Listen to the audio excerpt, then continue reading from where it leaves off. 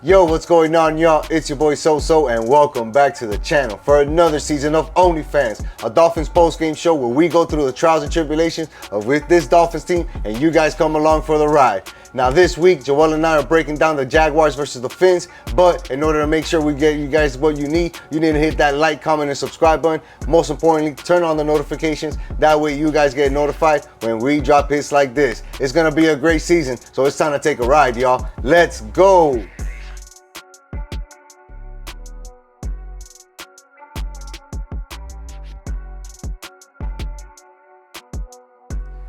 Wow, it's a way to kick off the season, huh? Talk about a game. Talk about a close game, my boy. Yeah. Welcome back to OnlyFans. Everybody, welcome back. The 2025 season, 2024-2025 season is officially on the way. Yeah. Damn. I didn't think this game was gonna be as close, but shit, Here we are, right? Giving you guys our first reactions to the first Dolphins game of the season. Yes, sir. The Dolphins walk away with that victory, 20-17 at home to open up the season. At home, that's such a hard game against a team like the Jaguars, right? Yeah. And we kind of broke. Yeah, bro. Jay and I, shout out to him, Touchdown Jags and that crew, bro. We broke it down on the preview. Like they're coming with the defensive pressure, and we saw that early in the game, right? From the Jaguars, bro. Yeah, they look good, bro. They look good defensively, which is not really Jaguars fashion. They usually start the season kind of slow. I thought this was going to be, more of a lopsided game, one-sided game, and it ended up being a grueling victory for the Dolphins. For sure. With a lot of ebbs and flows, you know what I mean? So I know we're going to get into all that, but the Jags came out strong, man. They looked pretty sharp, especially defensively at the beginning of the game. Yeah, bro, and they caused a lot of havoc, right? Put a lot of pressure on our O-line. Josh, what is his name now? It's not just Josh Allen anymore. No, it's like he's hyphenated now. Yeah, Hines something. Allen, whatever. It's him. He was pressuring through all day. I know what number he's wearing, right? Him. And he was killing it. He was really killing it, and like you said, the game really didn't start off great for the Dolphins. We end up allowing the first quarter touchdown, right? And what's crazy is that was the first time the Jaguars have scored a first quarter touchdown in 6 games. Yeah, but let's talk about how we got there, though. Yeah, for real, right? Dolphins get the ball to start the season, win the coin toss, receive, and drive gets going well. And then here comes the X factor, the 4th down play, right? And you called out for a punt, right? And you were let's just pin them in there. And I was like, I kind of like it. 4th and 8 kind of shows that you're aggressive. You really believe in the defense. But the execution on that play was very foretelling for the rest of the game. We're in midfield. We're not even across midfield, like really, you know what I mean? Like in red zone territory or just fringe red zone. And so to go for it on a 4th and 8 like that, maybe 4th and 1, 4th and 2, 4th and 3 I'll give you, bro, but a 4th and 8 call, and then for the play that they set up, it's like now what you're doing there, coach, and this is my first gripe with McDaniels was that, because now what you're doing is you're giving the Jaguars momentum. They got a 4th down stop on the road to start the game. Yeah, they have all the momentum. Now their offense is hyped up and elevated, and they know that they can, you know what I mean, contribute now and kind of play off what the defense just did with that goal, or not goal line stand, but turnover on downs, I should say. Yeah. So that's what I don't like, because then that leads to the continuation of them stringing up a couple plays together and the scoring. But actually, their first score was actually on that long drive, right? Right. So that was on the second, I think maybe the second possession for them. Second possession for them, where you were able to pin them inside the 10-yard line, but they literally drove it down the entire field. We did punt that one, got them inside 5 or some shit. Yeah, and they drove it the length of the field, right? And the way that they did it, right? They did it with a combination of running the ball, right? With Etienne really getting to get some runs and break some tackles. And then they were hitting those intermediate routes to their big receivers. Gabe Davis was killing us today. Yeah, he picked up that big first down. And then ultimately what really cost us on that drive was a pass interference. Yeah. Where the rookie Thomas, Brian Thomas Jr. from LSU. Talk about LSU and their receiver classes, bro. With the wide receiver game for sure. But, he beat Jalen and was able to get that penalty drawn. If not, he would have scored a touchdown. And eventually they did score. And like I said, it's the start that Jacksonville dreamed of, right? And the start that the Dolphins did not want to have, because we struggled at times playing from behind. And then it continued in the second quarter, right, where Tua was missing a lot of people. The defense couldn't really stop Jacksonville and Trevor Lawrence. And they were down 14-0 real quick into the second quarter. I'm going to keep touching this, man. Sorry, we're not in mid-season form either. We're still getting acclimated here on OnlyFans. Yeah, man. The one thing, I don't know if it happened in the first or if it's going to happen now in the second quarter that we're going to talk about, but, the play to Tua, there was that play that Tua, I'm sorry, to Tyreek, that Tua overthrew him. Yes, it was in the And, that could have been a big, answer, to the Jaguars, but we couldn't get it early because, like you said, Tua was just missing a few guys. He was just missing a couple throws. And he looked off, and I think that comes from not playing enough in the preseason, right? Where you're only limited to having 2 drives to really get into some type of game action. And then coming out against a defense like the Jags, right, who have a strong defensive line, let's not be fucking stupid about it. And they're going to cause you pressure. They're going to cause you to do different things than what you were doing in practice. You need those live reps, and it showed. Because it wasn't until that second half where Tua was more dialed in and that the offense was dialed in general, right? But the offense did eventually start to pick up, right? Because Jalen Waddle was able to score get a big third down play, right, where he was able to come up and over across the middle. Yeah. Tua placed it on him perfectly, and that's after Waddle suffered the big hit, right, on a catch. Yeah, there was a scary in the moment there where, again, another throw that's like a little questionable. You're setting up your guys there. There's 3 guys all around them, and he takes a big hit, ends up getting evaluated for what would have been a concussion, and luckily got cleared right away, got back in the game, and had that play, which eventually helped us lead to a touchdown. Yeah, so, he had a couple of other good catches. We need Waddle in the game. It's not just Tyreek. Even though we're going to get to Tyreek in a second, it's not just all about him. We need things like Waddle picking up those big first downs to be able to keep those drives alive for us. We need guys like Devon Achane to do his thing and get it in the end zone, which he eventually did to get the first Dolphins touchdown of the year. And we needed it, because it showed that we needed to commit to the running game, right? That's something that we've been asking for big time as fans, right? To show that when the running game is going, Mostert had it going today. We saw Jeff Wilson have it going today. Achane had it going today. Like, we need to continue to feed those guys those balls and get those guys touches, because eventually it'll pay its dividends. And Achane showed that, right? Getting in between the tackles multiple times to run the ball and eventually scoring the first Dolphins touchdown of the season. Here's the interesting thing, though. So how many yards do you think he had on the ground today? Under 80. Go even under that, bud. Probably like 47. Under that, 24 yards Ouch. on 10 carries. Ouch. Yeah. Jeff Wilson led him 26 yards on 5 carries. Where really he made the difference was catching the ball. He had 7 catches for 76 yards. Yeah. But, then that leads into my next gripe that I had in this game, especially early on that we talked about a lot, was the amount of dump-off plays underneath or the little bubble screens out to either Achane or Tyreek. And yeah, that's where Achane got a lot of his catches and yards, and where we got a lot of, momentum. Man, I wouldn't even say we got a lot of momentum, because it got to the point where they were reading it, bro. Yeah. They're running the same play over and over again, so it's like this looks familiar. And then we had a big play. I want to say it was in the second quarter. I want to say, where it ended up being like a flag or a false delay of game or something, and like the Dolphins showed what the play, like they continued the play, so they showed what the play would have been. It was like a draw. They're in the same set. And then the very next play, once they come out of that they come back, they run the same exact play. It's like, guys, like, you didn't think to change it up. You thought they weren't gonna think you were trying to run the same exact play. Right. Well, I mean, little stuff like that was really getting us frustrated, especially as the Jags ended up extending the lead. And I'm interested in, and we'll talk about the stats later on at the end of the show also, but like, it just felt like at that point when it came to how the ball was being moved by both offenses, it felt like the yardage per play was more favorable to Jacksonville, right? Because they were getting longer passes completed. They were finding those 15 to 20 yard routes and getting completions off that. And they even did that before the half, right? Where they were able to drive it down the field, get a field goal attempt, even though the defense came up with a stop. And it's crazy that it feels that way, because 17-7. I know you wanted to save it to the end, but I mean, it's crazy. You're just mentioning it now, like that they had those plays downfield. But at the same time, they didn't do anything. Trevor Lawrence, 12 for 21, 162 yards. Rough. That's terrible. Yeah. That's terrible, but they were getting it when they needed it, and especially in that first half. That first half, they were getting those big down the field plays where they were moving drives along and able to score, and they capped it off with a field goal right before the half, especially on those, across the middle of the field for 15, 20-yard pickups. They had 2 of them, I think, on that play. Right. On that drive, I'm sorry. And it was right before the half, like you mentioned, to put them up ahead 10 points. But even when the Dolphins came out in the third quarter, we got the stop, right? Kicked the ball off to Jacksonville, got them to throw a couple of plays, and then eventually forced the punt, which I was like, all right, now we get a chance to get the ball back and really put some points on the board here. And, it's just like the offense wasn't able to get anything together. Tua was still a little bit off, right? Kind of throwing behind receivers or too much ahead of receivers. And granted, some of these guys had a lot of blatant drops. We saw Barrios drop one for a first down. We saw Durden Smythe drop one that hit his hands. You know what I mean? Like, granted, because those balls have been in better places, yes. But ultimately, is it finding his target?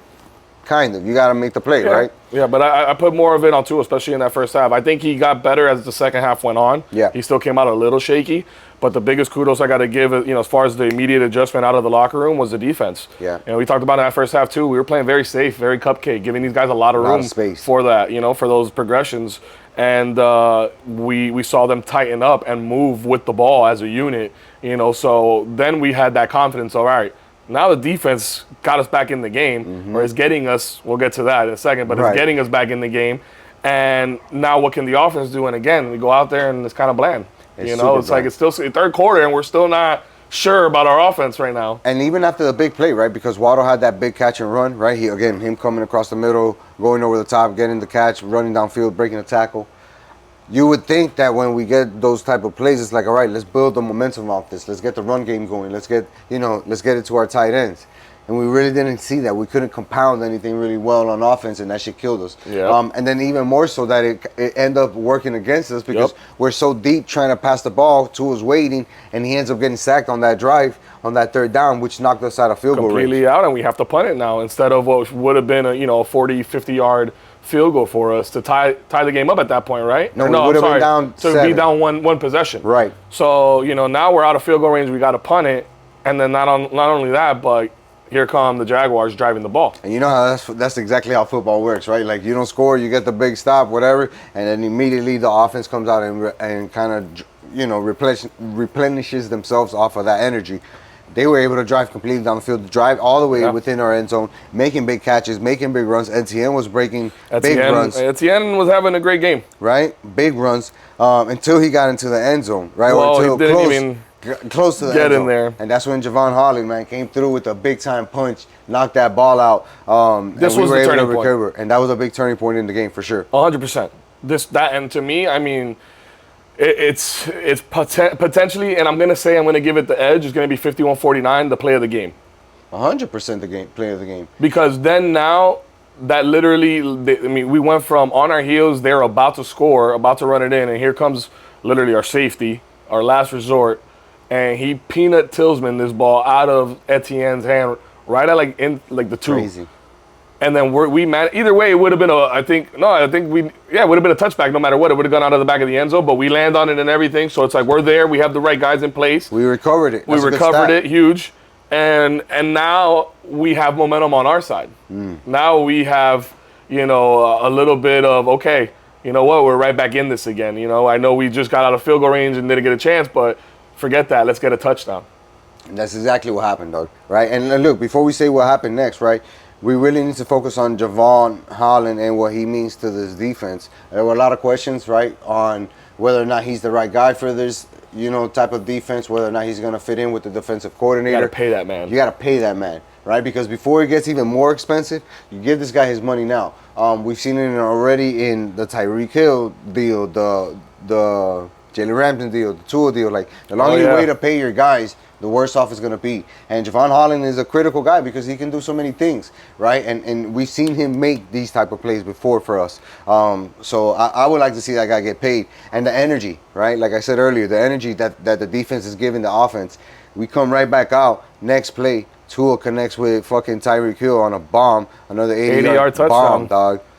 Count it. I mean, what more do you need? That guy, not to mention, we haven't even mentioned this all show, but if you didn't know, if you were under a rock this morning, Tyreek Hill was detained by... I was waiting to the end. By police. This is big. That ties into this, He was detained right before the game on the way there and cited for reckless driving. And, we won't give our opinion on either here or there or whatever happened. We don't know all the facts just yet, but, it definitely isn't something that we would want to happen to us when we're on the way to work. You know what I mean? Imagine how you would feel if you're on the way to work and that happens to you, especially outside of your place of work.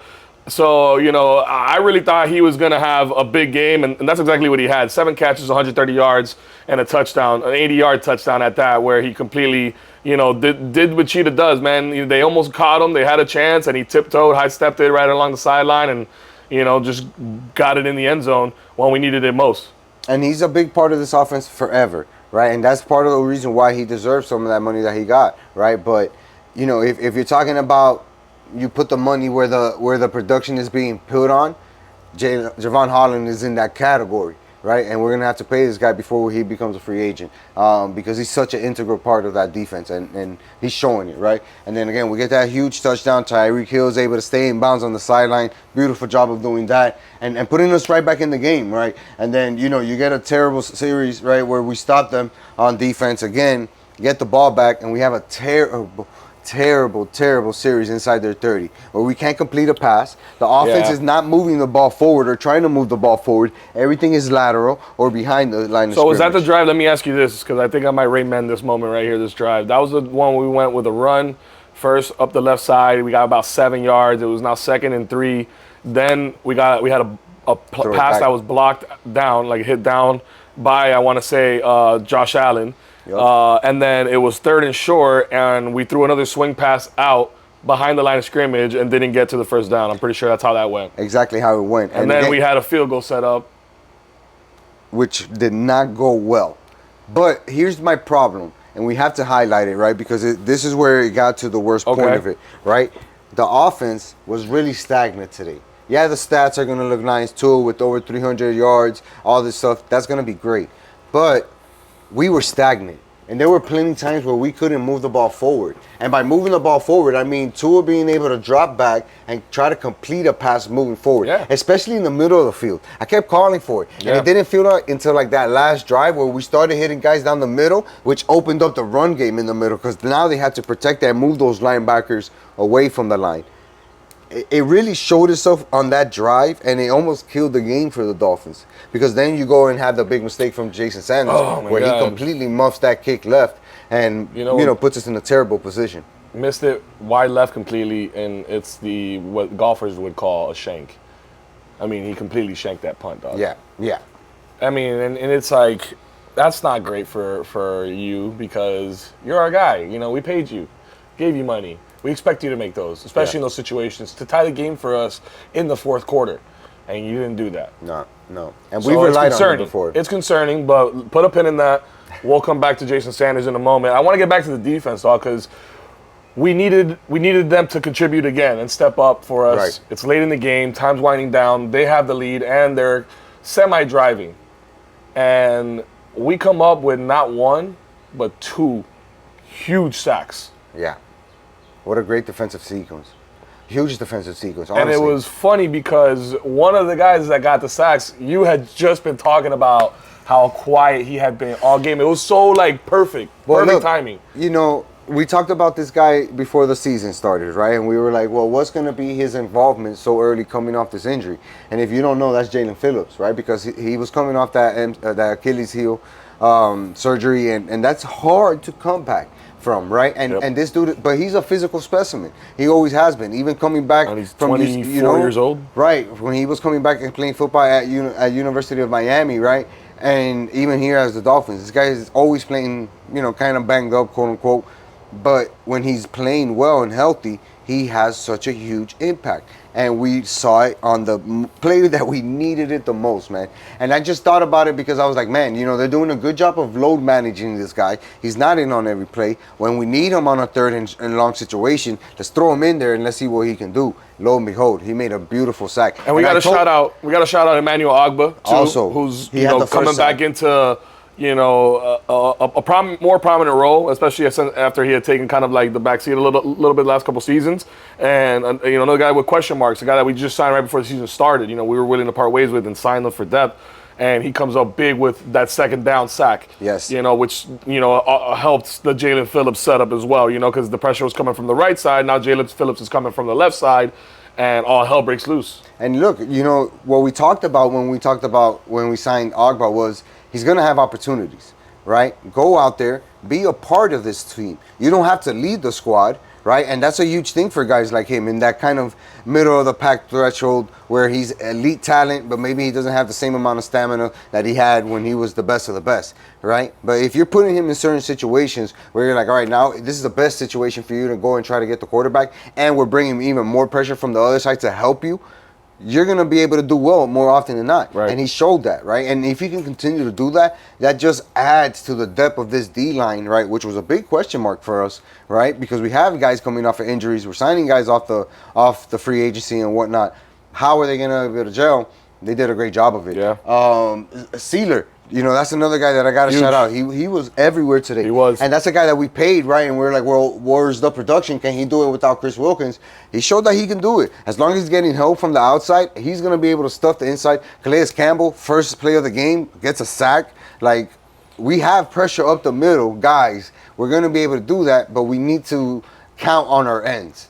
Yeah, I completely agree. But no, I think again, man, like it got better as time went on, which is like a huge silver lining for the Dolphins. I mean, the win, obviously, you know what I mean? Like, we're not mad. We won the game, Right. We wanted it, it shows that we can come back, right? We were down. We needed to drive. We got that. We needed to stop. We got that. Against a good team. The Jaguars are a good team, man. They might not necessarily be a playoff team coming off from last year or whatever, but, they were a couple games away. They have that potential. They have a lot of good core pieces, and they did put up a good fight, man. But it's great to see the Dolphins be able to go out and acquire some new pieces and get a opening day victory at home for the fans. Yeah. I also liked what I saw from Jordan Poyer. I like what I saw from Channing Tindall.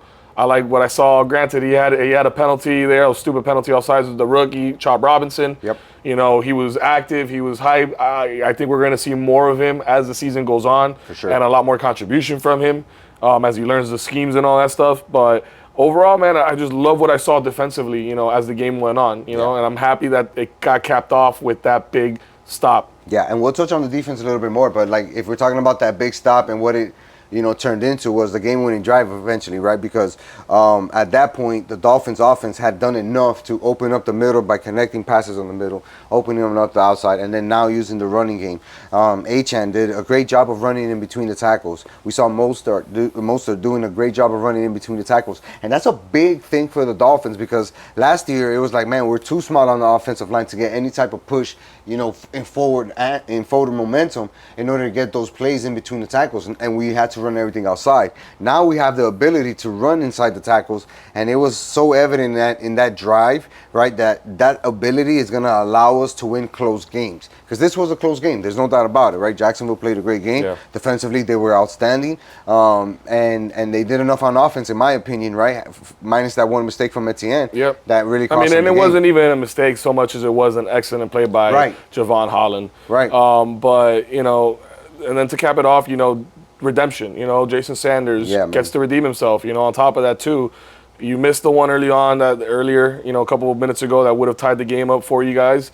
And, now you have the chance to win the game for, your team with no time on the clock. Don't make it go to overtime at home, man. Win this right now.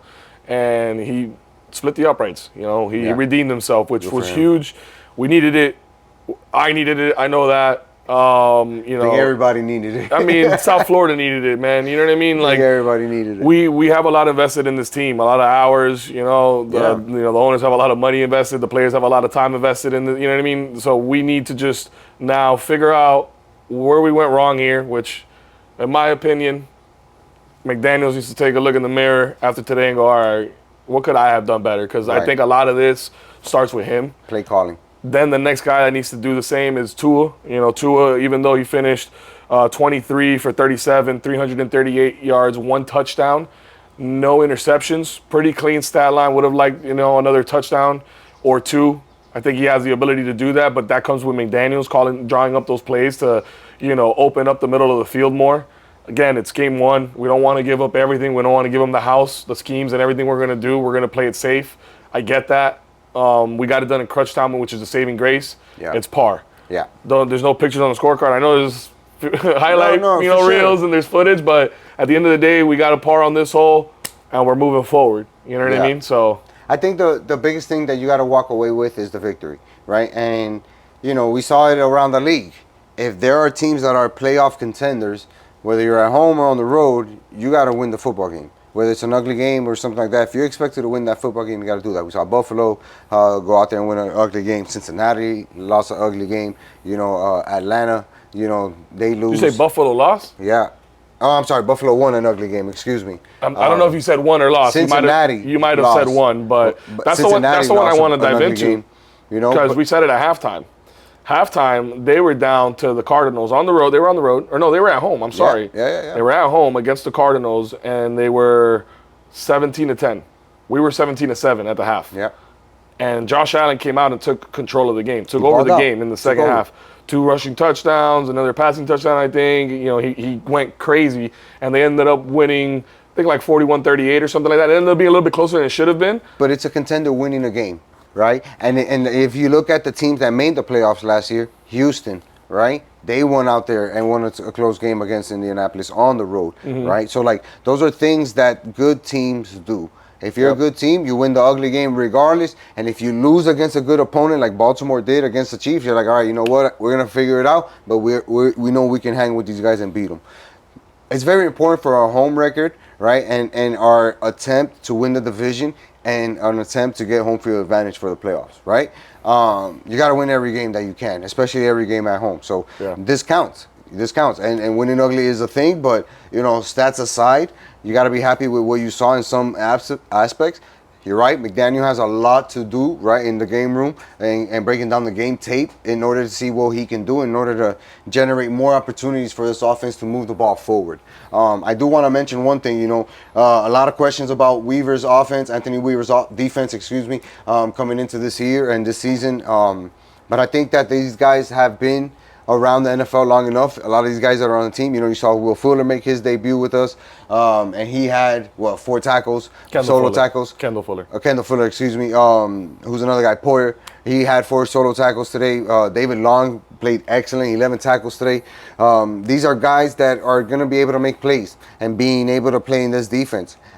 It might bode well for us because if we can get this combination of good defensive stops and good offensive abilities in some aspects, especially in the second half, I'm going to be happy with that. You know, I'm okay with being a dud in the first half to turn it on in the second half every game. Fuck it. I'd be remiss if I said, if I didn't say, you know, O-line needs to tighten it up too. A little bit, yeah. 3 sacks for 19 yards, that's a lot. We need to tighten that up offensively. Yeah. And some, maybe one of them was on Tool, right? Slipping. He should have been able to get out of that. Kind of keep your ground a little bit more, but the pressure was on him immediately. So, yeah, you know. Anything else? Anything? We missed anything on this game? No, I think I'm so happy football's back. It's back, man, and we're back. Dolphins won. OnlyFans, baby, where you can get gear like this if you follow your boy on Instagram.